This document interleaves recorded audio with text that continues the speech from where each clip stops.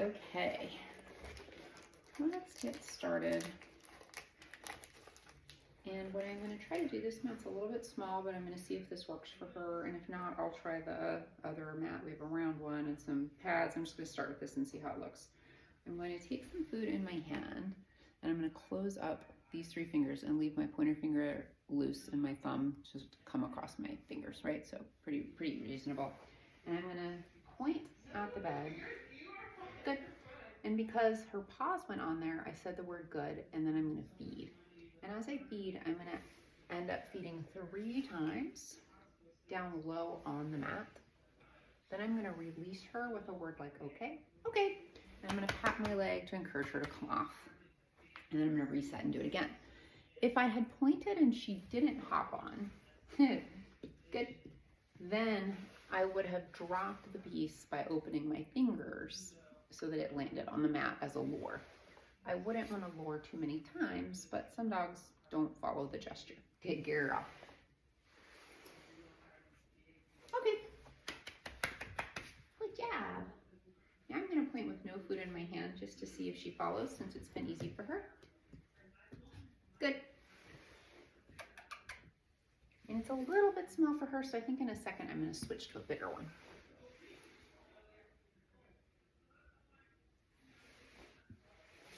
Remembering to release. Okay.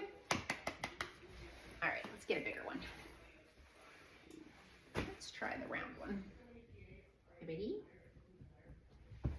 Where are you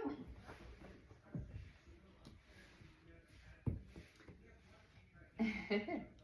Good. Sometimes these bulkier ones pose their own challenges. Dogs will not hop on as readily as the flat ones. So also looks a little small, might move on to one of the folded blankets.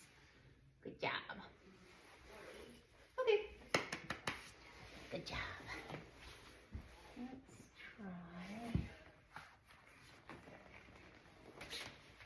Now the bigger the mat is, the easier it is for the dogs. If the dog's struggling, I'll intentionally make it bigger. But just something that has like the right shape will do. This is sort of the same color as the carpet. Good, so it might be harder for some dogs to discriminate, but she seemed to find it without any trouble. Now my ultimate goal is that when I point at this mat, she's gonna hop on and rest, which might be a seated position for some dogs. Okay, it might be a down position for more dogs, it just depends.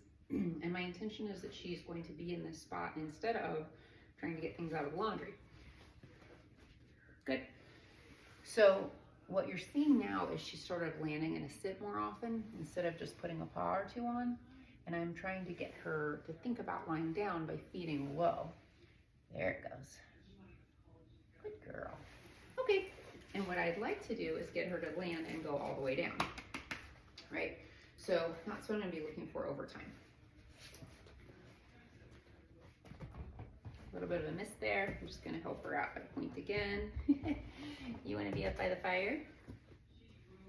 Good. And I just sort of stayed calm and relaxed while all that wiggling was happening, right? She's going to make little mistakes here and there, and she might think that I want her to jump up there. Who knows?